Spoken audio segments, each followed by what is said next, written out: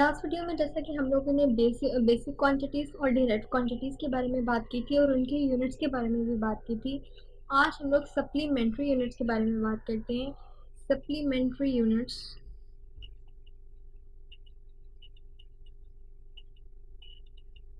Supplementary units वो units हैं जो कि ना तो बेसिक यूनिट्स होते हैं और ना ही डिराइव्ड यूनिट्स। मीन्स ये कि सप्लीमेंट्री क्वांटिटीज़ ऐसी क्वांटिटीज़ होती हैं जो ना तो बेसिक क्वांटिटी से डिराइव की जाती हैं और ना ही ये डिराइव्ड क्वांटिटीज़ के अंदर आती हैं, बल्कि ये दोनों कैटेगरी से एक अलग कैटेगरी में आती है जिसे हम लोग सप्लीमेंट्री कहते हैं। सप्लीमेंट्री क्वांटिटीज़ की जो यूनिट्स होती हैं उन्हें हम लोग सप्लीमेंट्री यूनिट्स कहते हैं। सप्लीमेंट्री क्वांटिटीज़ दो हैं और इनके दो ही यूनिट्स हैं। ये दो सप्लीमेंट्री क्वांटिटीज़ हैं, एक जो है प्लेन एंगल है और एक सॉलिड एंगल। प्लेन एंगल का जो यूनिट है उसे हम लोग रेडियन बोलते हैं और इसे RAD से रिप्रेजेंट करते हैं। और जो सॉलिड एंगल होता है उसका जो यूनिट है वो स्टेरेडियन कहलाता है और स्टेरेडियन को हम लोग SR से रिप्रेजेंट करते हैं। अब हम ये देखते हैं कि ये रेडियन और ये स्टेरेडियन क्या है। रेडियन जो है, रेडियन एक ऐसा प्लेन एंगल है जो उस वक्त फॉर्म होता है, ये एक प्लेन एंगल है, ये उस वक्त बनता है सर्कल के सेंटर पर जब कोई बॉडी इस तरीके से मूव करे कि वो अपना जो है डिस्प्लेसमेंट स्टार्ट करे सर्कल के ऊपर और अपना डिस्प्लेसमेंट इस तरह से करे कि सर्कल के सर्कमफेरेंस के ऊपर एक आर की फॉर्म में जो है वो अपना डिस्टेंस ट्रेवल करते हुए सर्कल के सेंटर पर एक एंगल बनाए। इस तरीके से अगर मैं इसे बनाऊं तो इस तरीके से इसे देखा जा सकता है कि जाहिर सी बात है कि वो बॉडी सर्कल के ऊपर ही मूव कर रही है। ये अगर एक सर्कल है तो इस सर्कल के ऊपर यहाँ से बॉडी ने अपना डिस्प्लेसमेंट स्टार्ट किया और यहाँ तक पहुँची, तो इसके ऊपर मूव करते हुए उसने जो सर्कल है सर्कल के सर्कमफेरेंस पर एक आर्क की फॉर्म में डिस्टेंस जो है ट्रेवल किया और यहाँ पर एक एंगल बनाया है सेंटर पर। इस हिस्से की जो लेंथ होती है ये हमारे रेडियस आर के बराबर होता है, यानी रेडियन एक ऐसा एंगल होता है जो सेंटर पर बनता है जब कोई भी बॉडी अपना डिस्प्लेसमेंट एक आर्क की फॉर्म में ट्रैवल करे और वो आर्क जो है वो दायरे के सर्कमफेरेंस के ऊपर बने और उसकी जो लेंथ है, ये वाली जो लेंथ है वो उसके रेडियस आर के इक्वल हो, तो इसे हम लोग रेडियन बोलते हैं। यानी कि जब भी कोई बॉडी सर्कल में ट्रैवल करेगी तो वो सेंटर पर कोई ना कोई एंगल बनाएगी और वो एंगल जो है रेडियन कहलाता है। एक जो रेडियन होता है वो इस तरह से ऑब्टेन किया जाता है कि एक सर्कल के अंदर हमारे पास 360 डिग्री एंगल्स होते हैं और जब हम इसे 2 पाई पे डिवाइड करते हैं तो हमारे पास आंसर 57.3 डिग्री आ जाता है। तो इसका मतलब है कि जो एक रेडियन है वो 57.3 डिग्री के इक्वल होता है। इसी तरह जो स्टे रेडियन है, स्टे रेडियन स्टे रेडियन जो है एक सॉलिड एंगल है, ये सॉलिड एंगल है, सॉलिड एंगल का यूनिट है। ये उस वक्त फॉर्म होता है जब कोई, ये भी सर्कल के ऊपर ही, मीन्स कि एक सॉलिड स्फेयर है आपके पास और उसके ऊपर इस तरह से कोई बॉडी मूव कर रही है इनकी 3 डायमेंशन में।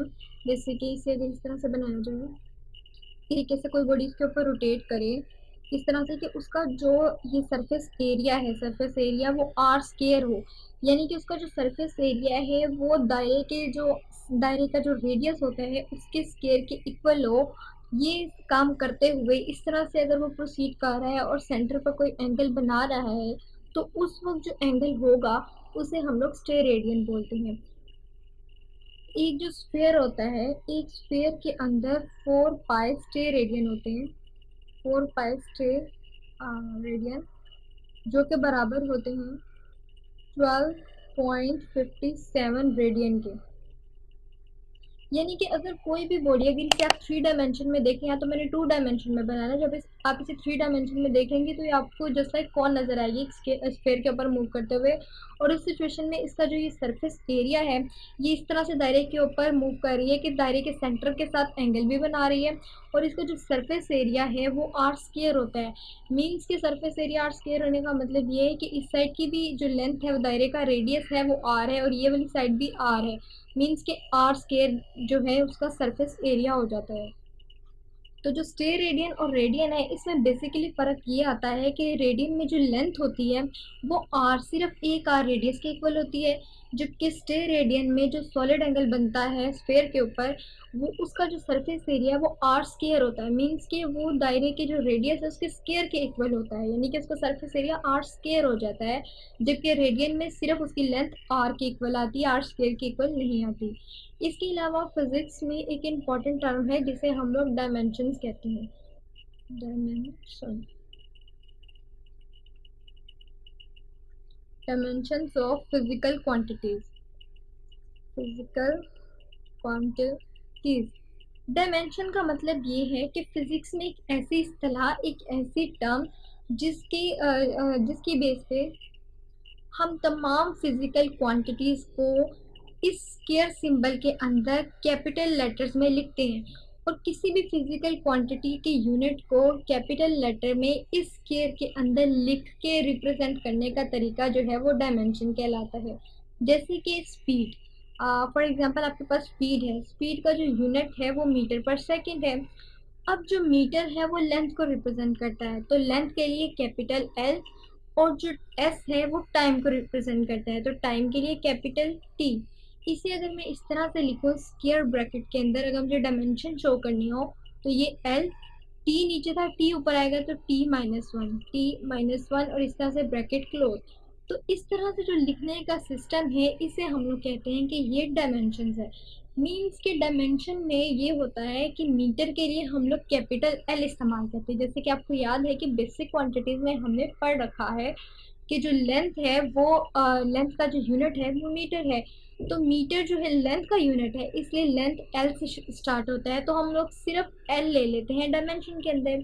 सिमिलरली जो टाइम का यूनिट है वो सेकंड है, तो जब बेसिक क्वांटिटी के यूनिट लिखते हैं तो हम मीटर पर सेकंड लिखते हैं, लेकिन जैसे ही इन्हें डायमेंशन में कन्वर्ट करना होता है तो ये यूनिट जिस बेसिक क्वांटिटी से हासिल किए जाते हैं हम उन बेसिक क्वांटिटीज के फर्स्ट लेटर को कैपिटल लेटर में लिखकर डायमेंशन में रिप्रेजेंट कर देते हैं।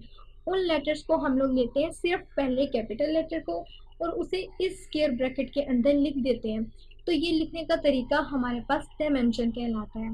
अब क्वेश्चन ये है कि डायमेंशन हम इस्तेमाल ही क्यों करते हैं। डायमेंशन जो है हमें किसी भी फिजिकल क्वांटिटी में इस्तेमाल होने वाली बेसिक क्वांटिटीज़ के बारे में एक इन्फॉर्मेशन देता है, ये पहली बात होगी। इसके अलावा हमें ये बताता है कि कोई इक्वेशन किस हद तक करेक्ट है, यानी कि करेक्टनेस ऑफ इक्वेशन बताता है। इसके अलावा किसी फॉर्मूले की करेक्टनेस भी हमें डायमेंशन के थ्रू पता चलती है।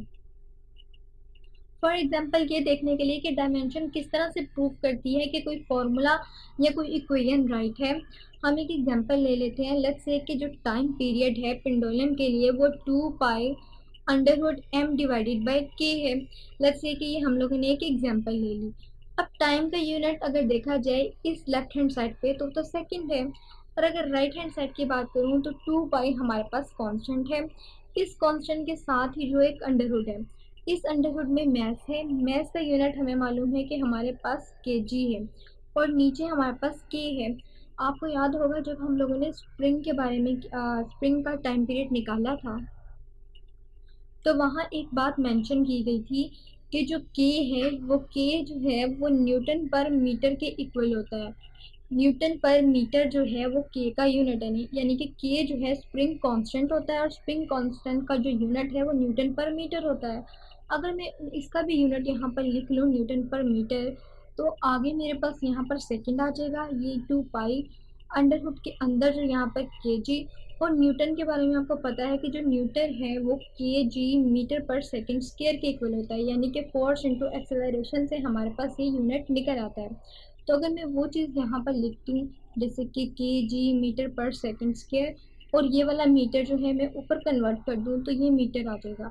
अब ये वाला पूरा का पूरा एक्सप्रेशन इससे कैंसिल हो जाएगा और ये मीटर स्क्वायर ऊपर शिफ्ट हो जाएगा। जब ये मीटर स्क्वायर ऊपर शिफ्ट होता है तो यहाँ पर स्क्वायर और यहाँ पर सेकंड है। अब ये स्क्वायर इस अंडरवुड को कैंसिल कर देता है और यहाँ पर मेरे पास सेकंड आ जाता है इंटू 2 पाई, और यहाँ पर सेकंड है।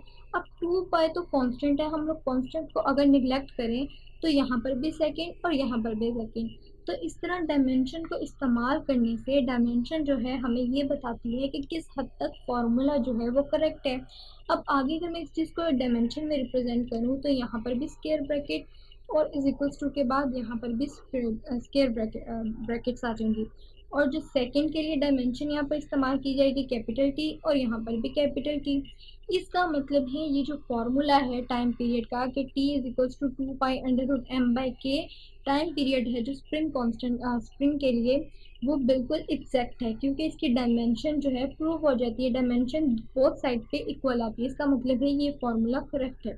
तो इसी तरह से जो डायमेंशंस हैं हमें ये बताती हैं कि कोई फॉर्मूला किस हद तक करेक्ट है, कोई इक्वेशन किस हद तक करेक्ट है, और इसके अलावा किसी भी क्वांटिटी में, किसी भी इक्वेशन में, किसी भी फॉर्मूला में जो डायमेंशन, जो बेसिक क्वांटिटीज इस्तेमाल हो रही हैं वो कौन कौन सी बेसिक क्वांटिटी हैं, उनकी डायमेंशंस क्या है, ये सब कुछ हमें डायमेंशन से पता चलता है।